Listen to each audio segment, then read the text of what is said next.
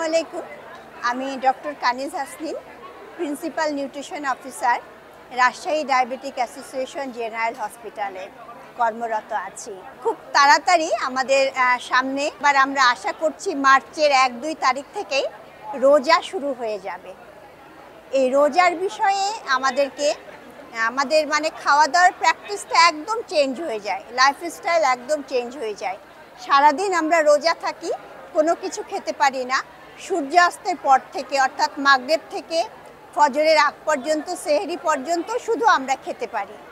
এইটুকু আমাদের খাওয়ার সময়, অর্থাৎ সারাদিনে আমরা যে 12-13 ঘন্টা রোজা থাকি। এখন অবশ্যই একটু দিন ছোট হয়ে গেছে, এখন যেহেতু এবার মার্চের ফার্স্ট উইকে রোজা।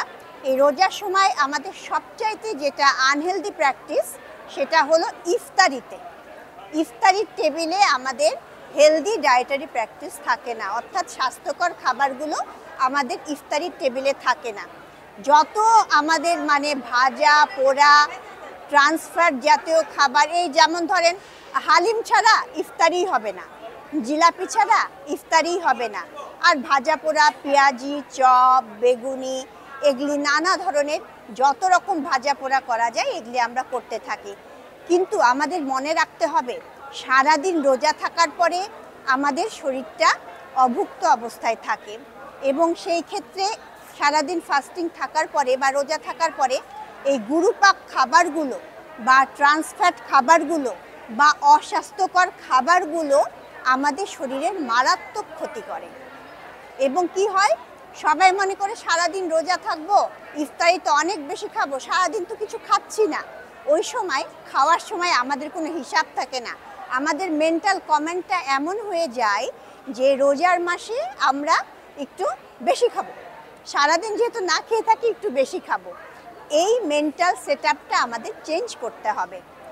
আমাদের আসলে যেটা আইডিয়াল নিয়ম, একজন সুস্থ সবল মানুষের ওজন এবং উচ্চতা অনুযায়ী তার একটা খাবারের ক্যালকুলেশন আছে, যেটাকে আমাদের ভাষায়, পুষ্টিবিজ্ঞানের ভাষায় টোটাল ক্যালোরির হিসাব আমরা বলি। রোজার সময়ও এই ক্যালোরির কোনো তারতম্য হবে না, বরং রোজার সময় ওই উপযুক্তভাবে ওই হিসাবে আমাদের খাওয়া উচিত। কিন্তু খেতে বসে সেই কথা আমরা ভাবি না। খেতে বসে আমরা সামনে মুখরোচক যা পাই সেটাই খেয়ে ফেলি। ঠিক এই জায়গাতেই আমাদের বাদ দিতে হবে, আমাদের এখানেই সংযমী হতে হবে। আমাদের একটা খুব স্বাভাবিক নিয়ম হলো আমরা দুপুরে খাবার খাই, আমরা রাতে খাবার খাই, আমরা সকালের নাস্তা খাই, অর্থাৎ সকালের নাস্তা, দুপুরের খাবার, রাতের খাবার, এই 3 বেলা আমরা সব শ্রেণীর লোকরা, একজন দরিদ্র থেকে শুরু করে একজন মধ্যবিত্ত, একজন উচ্চবিত্ত, সবাই কিন্তু আমরা 3 বেলা অবশ্যই খাই, অন্য সময় খাই বা না খাই। রোজার সময়ও আমাদের এই 3 বেলার খাবারটাকে ব্যালেন্স করতে হবে। যেমন আমি বলি, ইফতারির খাবারটা রাতের খাবারের মতো হতে হবে, স্বাভাবিক খাবার। যদি আমরা পারি ভাত রুটি তরকারি সবজি, ঠিক আছে, তার সাথে আমরা যেহেতু ডিহাইড্রেট হয়ে যাই, একটু শরবত খেলাম, একটু ফল খেলাম, সেটা আমরা অ্যাড করতে পারি। রাতের খাবারটা হতে হবে সকালের নাস্তার সমতুল্য। সকালে আমরা রোজা না থাকার সময়ে যে নাস্তা খাই, ঠিক সেরকম খেতে পারলে আমাদের জন্য ভালো। আর সেহরিতে খেতে হবে অন্য সময় আমরা দুপুরে যে খাবারটা খাই, সবচেয়ে বেশি খাবার খাই কিন্তু আমরা দুপুরে।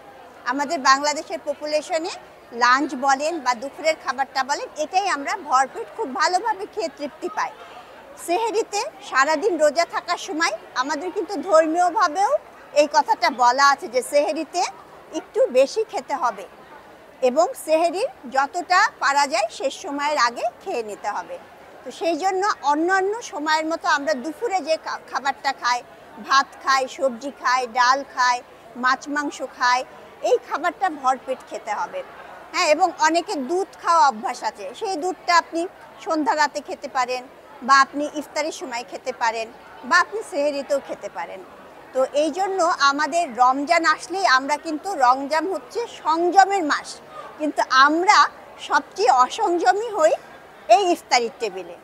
তো অন্য 2 বেলা খাবার যেমনই হোক না কেন, আমি একজন পুষ্টি বিশেষজ্ঞ হিসাবে আপনাদেরকে অনুরোধ রাখবো, ইফতারির টেবিলে আপনারা সংযমী হন। বাজারজাত দোকানের হালিম, কেনা খাবার, জিলাপি, ভাজা পোড়া, ওই যে কি ঢাকায় পাওয়া যায়, পুরান ঢাকায় বিরিয়ানি, বড় বাপের পোলাও, নানা ধরনের ব্যাপার আছে। এই খাবারগুলো মানে ইফতারের মার্কেট জমজমাট। আমরা যদি না কিনে আনি তাহলে ওরা কিভাবে বিক্রি করবে? তাহলে আমাদের নিজে সচেতন হতে হবে, নিজ থেকে পরিবারে সচেতন হতে হবে, যেন আমরা ইফতারিতে এই অস্বাস্থ্যকর খাবারগুলো গ্রহণ না করি। তো সামনে রমজান আসছে, আমাদের ইসলামের তৃতীয় স্তম্ভ, এবং এই রোজা হলো ফরজ রোজা। আমরা সবাই যেন রোজার সময় সুস্থ থাকি। সুস্থ থাকতে হলে স্বাস্থ্যকর খাবার খেতে হবে। এবং একজন পুষ্টি বিশেষজ্ঞ হিসাবে আসন্ন রমজানে আমার এটাই আপনাদের কাছে অনুরোধ থাকবে, আপনারা ইফতারির টেবিলে স্বাস্থ্যকর খাবার খান এবং গোটা রোজাটা ভালোভাবে পালন করুন। ধন্যবাদ।